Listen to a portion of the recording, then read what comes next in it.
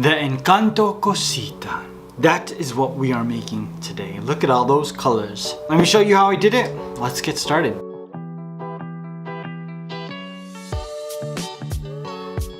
Hey everyone, welcome back to Koala Pops. My name is Abuela Madrigal. What is her real name? I think it's Barbara. Hi everyone, my name is Barbara Madrigal. No, probably not. And today we are making the Encanto Casita out of buttercream. How do I feel about this cake? We'll save that till the end so that I don't undersell this. I love Encanto a lot. And after watching it, I knew I wanted to attempt this house. And it would be my first architecture cake with buttercream. I've never done it before, so this was a perfect opportunity. Oh man, it started off on a high and then it just was such a struggle to finish. Well, let me show you the process. Now to create this cake, I'm starting with a bunch of layers that I created in my 11 by 7 inch rectangular cake pan. I decided to go with the color scheme of Maribel's dress. So we've got a blue, we've got turquoise, yellow, purple, and then pink on top. Now I'm gonna give this a quick crumb coat with all of the leftover buttercream I had on the sides. I'm gonna put it in the fridge, let it set, and then I'm going to start carving the front of my cosita. Wait for the reveal, and voila, look at that. That looks spectacular. Oh my gosh, I had to cut away so much cake. I should have planned this out better, but you know what, I didn't. I just had to deal with all these cake scraps. Now after I cut out all 3 levels, I added slopes to the front so that I could account for all of the roofs. Then I gave my entire cake a crumb coat. Put it in the fridge, and then I started to add all of the buttercream to create the walls of the casita. So you got beige, a little bit of pink, some purple, and green to go on the top. Now this is probably 5 seconds of work to you, but it was actually maybe 4 or 5 hours. I had to put this in the fridge several times to allow the buttercream to set up so that I could get a smooth texture. I added a little bit of piping detail with a piping bag to create some cobblestones. Then it was time for fondant. So I'm adding fondant pieces to create the windows. I used a little bit of blue buttercream to create the door, and then I added more fondant pieces to create the balcony's railing and the archway at the front. Once all of that was put on, it was time to add some more piping detail. I just used a piping bag to give my fondant and the rest of my house more detail. I piped detail onto the top of the balconies, onto all of the windows, and then started to add the trim and some of the roofs. Once I was happy with all of those details, I finished all of my roofs. And finally, it was time to add a little bit of plants. So I added the bungobilia, I don't know how to say it, to the front of the house. I also added the flowers on Isabella's balcony. There's a ton. That whole tower is overwhelmed by flowers. But it's so beautiful. Now to complete the back of my cake, I made the Encanto logo. So I started with this midnight turquoise. That's what I was calling it the entire time I was applying it.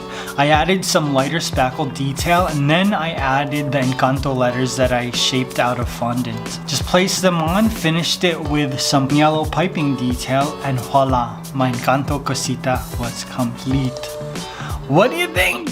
I have so many problems with this cake. Now, if you follow me on Instagram and TikTok, then you know that this is not my favorite Encanto cake. And my biggest problem with this was that I didn't have time to really finish this.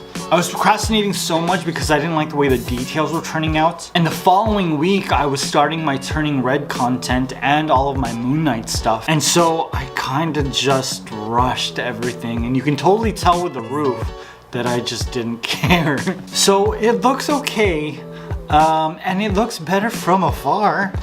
If you get too close to this cake, then you see all the crappy details. But from afar, if you up the saturation on the camera and you just look at all the beautiful colors and the general shape, it's fine. It looks good. Oh god, don't get too close. Now on TikTok, when I showed you progress shots of this cake, you told me to trust the process. And you were totally right. Even though the final product isn't exactly what I wanted, when I added all of the details, it looked 10 times better. So the process really helped. And next time, I'll try not to lose faith. I hope you guys enjoyed this, and I hope I gave you some great ideas for Encanto cakes. Let me know your cake ideas in the comments and I'll see you guys very soon. Bye.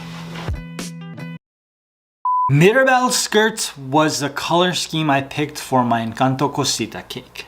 Each layer is 11 by 7 and a different color featured on Mirabelle's skirts. She's on the front door of the casita, so I'm pretty sure she's gonna be the next abuela. So I wanted to incorporate her in a big way. And you know what? Also, can we just acknowledge that she needs to move out of the nursery? I mean, all of the other family members have rooms that are larger than most houses in LA. But Mirabelle's still like sleeping in a closet. And I love that neither of her sisters offer to share their rooms with her. They're like, nah, you're not special. You get to sleep in the shack.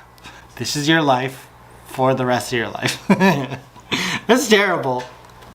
I wasted a lot of cake building this. I should have planned it better. I wanted each layer of the house to be a different color, and I didn't realize that when I carved this cake, I'd be throwing so much of it away. If I had used the same color throughout the house, I could have reused so many layers of cake scraps, but I didn't. And it looks fabulous, but at what cost? I kind of gave up on this cake. So when it came to creating the back, I thought that I would just do something simple and be done with it. So I covered the back in a midnight turquoise, added fondant Encanto letters, and it turned out to be my favorite part of this cake. I love the colors, I loved how polished it looks, and it's just simple and beautiful.